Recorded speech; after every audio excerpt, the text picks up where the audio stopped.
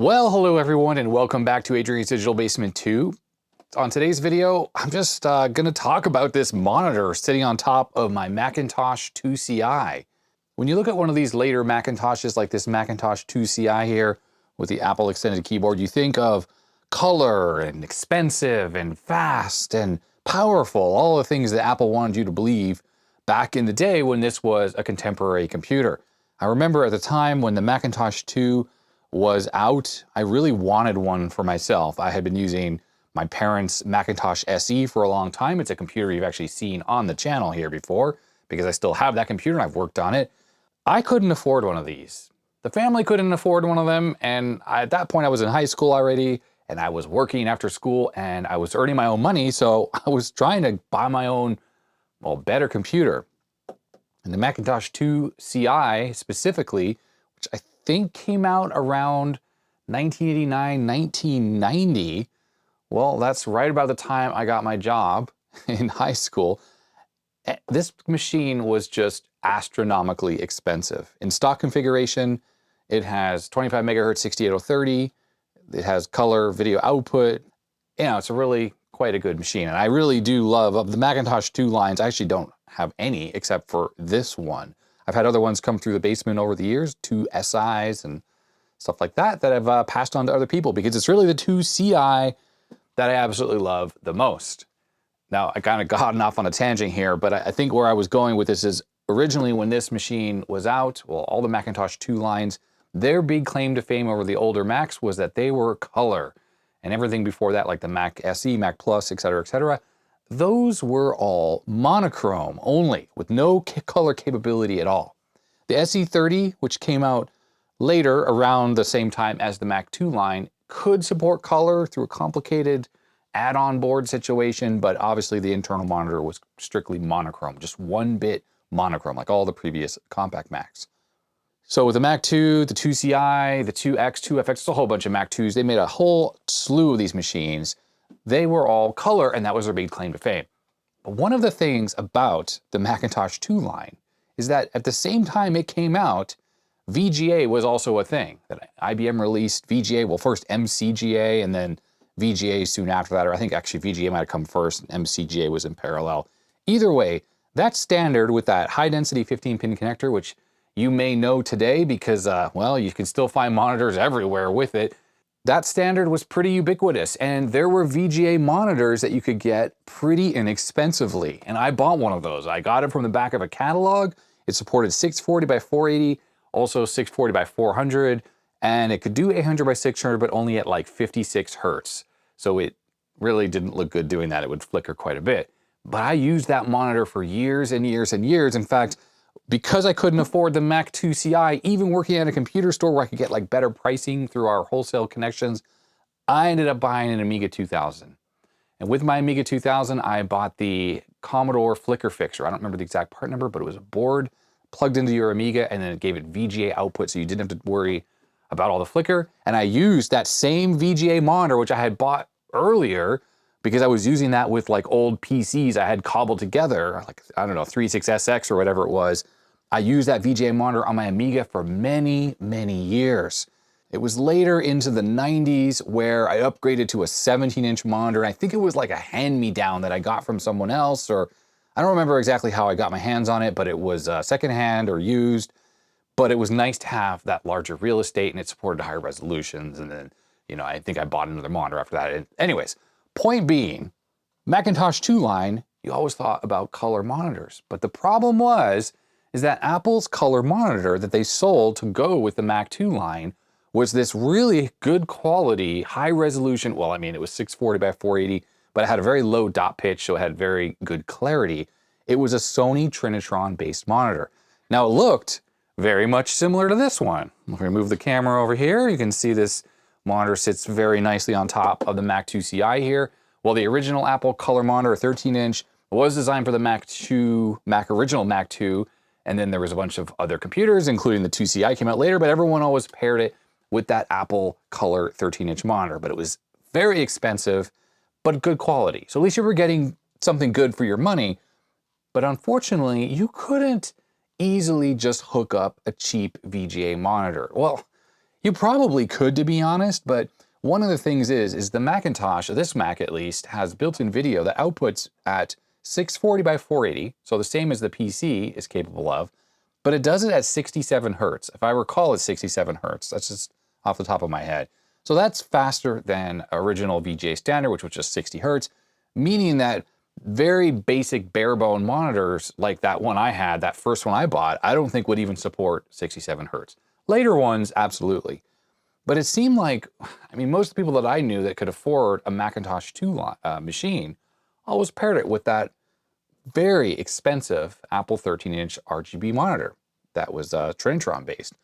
Now, I don't know off the top of my head how much that monitor cost, but I have to imagine it was pretty expensive because besides that one, Apple also released this monitor.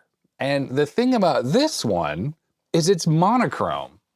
So it looks very similar to the Apple 13-inch color monitor. It's got the same like design language that was first introduced in the Apple IIc. I don't know what this is called. And you know, it matches this Mac IIci perfectly, but also you could pair this with any other Macintosh.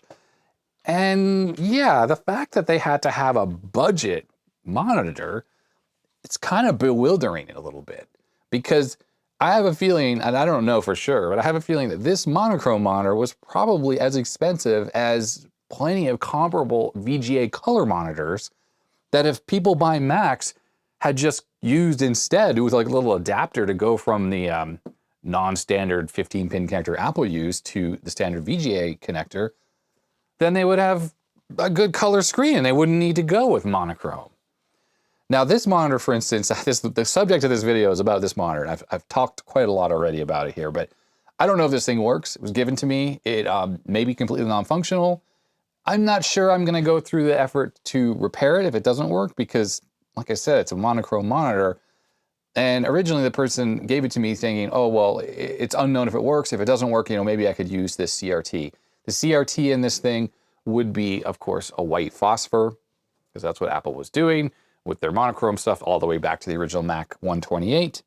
Let's flip this around, because on the back, I mean, it's funny, it looks just like the color one, but it's monochrome. And I know I've seen these in the past. I just haven't seen one in person.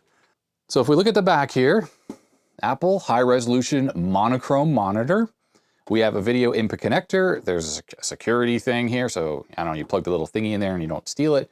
We have a power input, and then you have the power switch. Can you imagine the power switch being on the back of an Apple device like that at this point? Pretty hilarious. The design was, though, that you would plug the power cable from this into the back of this computer. All the Mac 2s and up had a soft power on function and a pass-through power connector that would then turn on the attached monitor or whatever else you had attached. So I think the idea was you turn this on and then you didn't touch the monitor after that, and the pass-through on the power supply would turn on the monitor. We have a little door here, which I'll pop open with a screwdriver. I bet you there's little controls or something on the back of this. Yep, we got some controls, so I don't know, geometry controls for the monitor. Because this is not any kind of like multi-sync, multi-standard monitor, it's fixed frequency, meaning it only supports one resolution, I think 640 by 480, the same as the color monitor. These would just need to be adjusted one time, and that's it. On something like a VGA monitor, like this one right here, which assuredly I could plug that into this Mac, and that's from the 90s as well. And that thing does support all sorts of different frequencies and refresh rates. So that surely would work with this Macintosh. But of course, the circuitry in there has to be able to handle all these different video modes. And that means the scan rates are different and all that stuff. Well, this monitor, it just doesn't need to do that because it's a fixed frequency. Now, in addition to the back, there is also some controls on the side here. We have brightness and contrast, just those two controls. This is in the same exact position as the Apple 13-inch color monitor, or the Sony one I was talking about, which looks pretty much the same as this. These are the two controls that you have on that monitor, and that is it. I think it also has a few controls on the back, the color one, just like this one does here. But like I said, it's also just a single fixed frequency, doesn't support anything else besides 640 by 480. So that's all you're ever gonna get out of it. Now this monitor here is in pretty nice cosmetic condition, I must say. There's a little bit of yellowing, as you can see. The computer has a little bit of yellowing as well.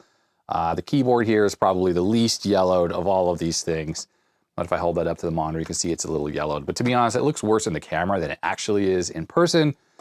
And I don't know, recently I retrobrated something and it didn't come out well. It was just a single key from a keyboard, but it got kind of splotchy. So I'm certainly a little bit hesitant. When things are like minimally yellowed like this, like, just leave it. There's some scuff marks and stuff on this thing. I mean, who knows how well this was treated over the years. But I do not see any obvious signs of burn-in.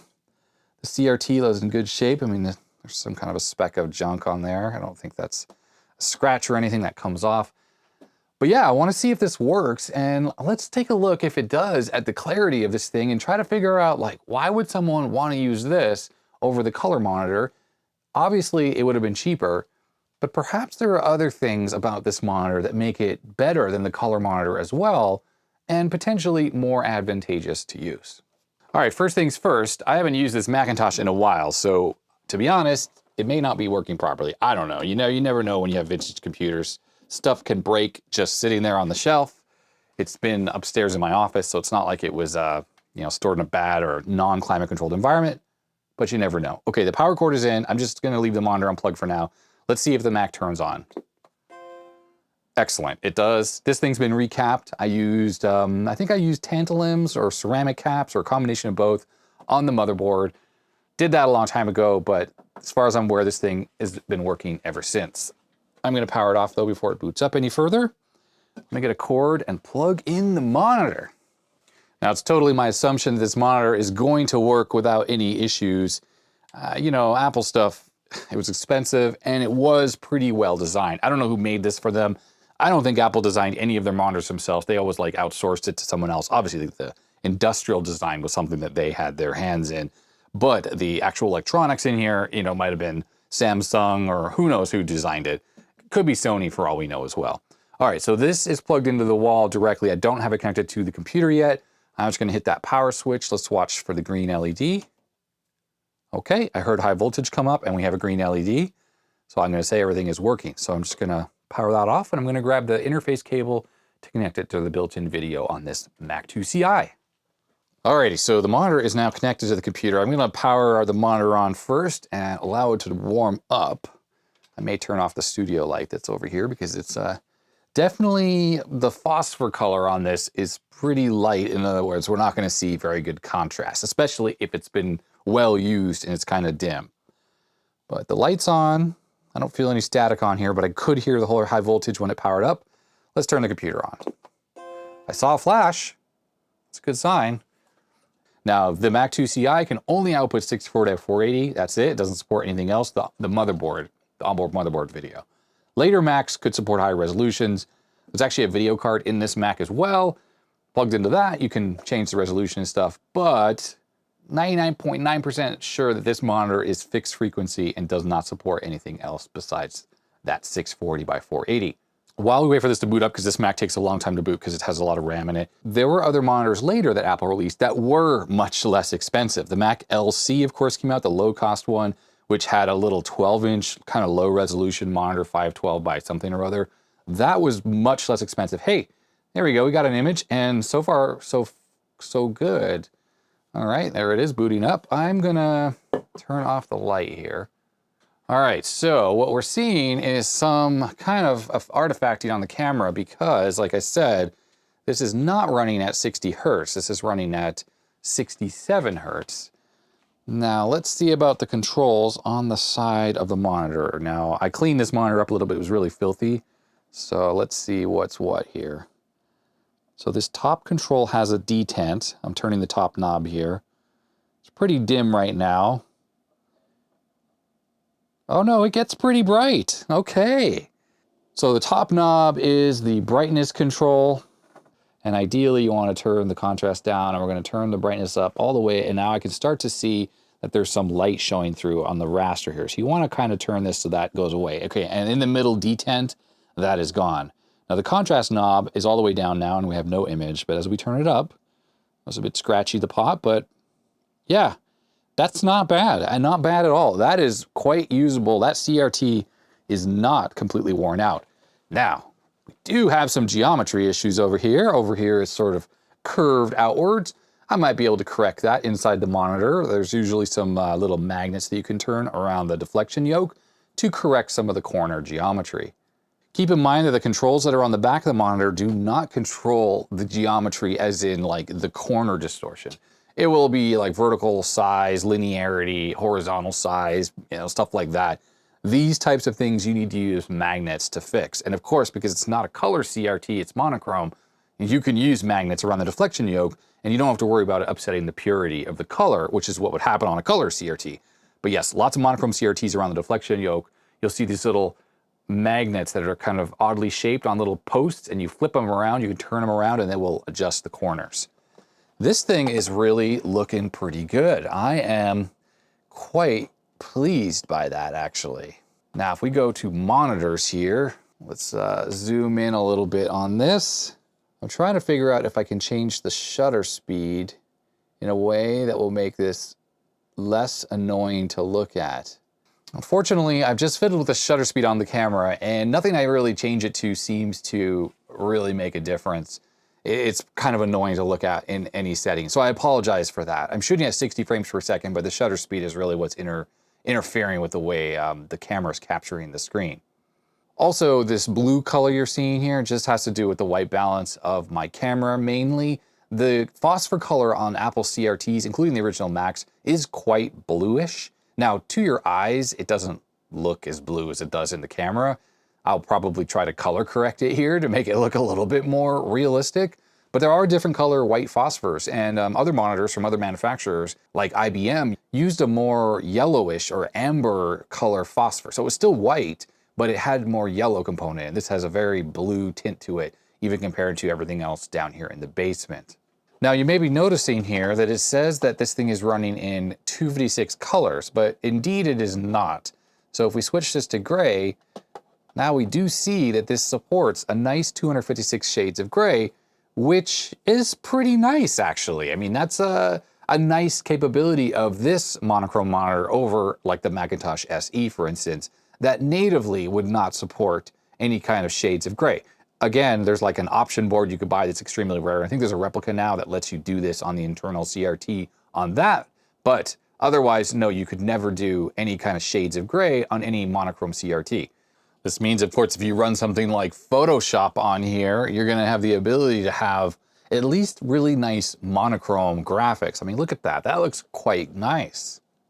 Now here in Photoshop, I just did a simple gradient from black to white. The video card on this machine has a capability of 8 bits per channel, and I'm pretty sure this monitor is probably connected to the green output on this thing. So you have a total of 256 shades of gray possible.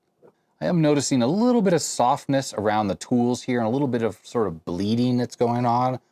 I have a feeling that's actually not the monitor, and that is the cable I'm using. I am using a pretty cheap 15-pin cable to connect this monitor up to the Mac, and I really should be using the higher resolution or higher quality Apple cable that they made, which will probably have little coax wires inside of it for each of the channels. Well, if you had a monochrome monitor, you probably got a cable that only had the green pin connected, but it would have a little mini coax wire in there just for like better high bandwidth capability.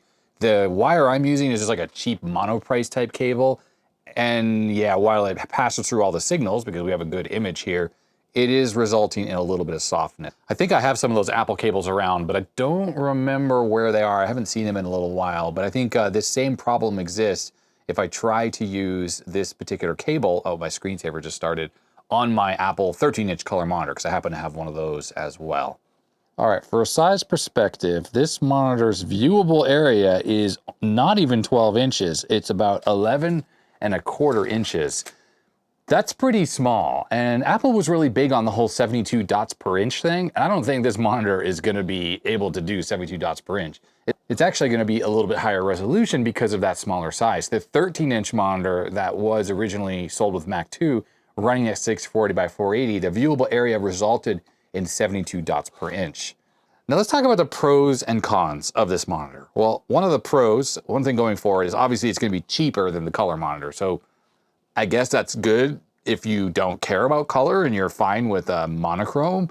But then I think one of the biggest cons for this is it's not in color. And I mean, you'll want color monitors. You have a Mac 2. You spent all this money on this expensive Mac 2, And all you're getting is, well, you're getting shades of gray, but it's still a monochrome screen. Like, that's kind of bogus. You want color because that's the whole big deal about the Macs.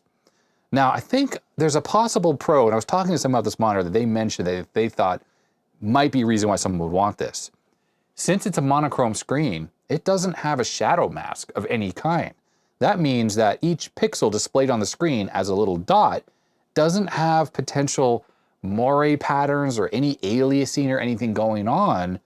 That means that you could ultimately have a sharper image. Now, the thing is, if this were able to display 1024 by 768 on this little screen, you'd have a really high dot per inch display that would have no issues with the shadow mask causing a loss of clarity. Because of course, each little dot on the screen doesn't have anything blocking it. You're just looking directly at the phosphor. But the truth of the matter is this is only 640 by 480, and while it's a little bit smaller than the 13-inch color monitor, Apple used on that color monitor a really good quality CRT from Sony. Well, Sony used it, but I mean, they probably spec'd it out, that has a very, very fine dot pitch, meaning that that color monitor has no trouble resolving every single pixel on the 640 by 480 image because that dot pitch is such a low number. Remember, with dot pitch, the smaller the number, the closer to zero, it'll be like something like 0.28 or 0.31. The closer to zero, the higher clarity the monitor has, the higher ability it has to resolve each of the displayed pixels, each of the dots that's a pixel on the screen. And when you look at the white color here or any of the shades, it's just solid. Of course, there are still scan lines though, so you still have lines. It's not like you have a perfectly solid white image. You have the scan lines there, but at least it's not broken up by the aperture grill on the Sony monitor or a shadow mask on a more conventional CRT.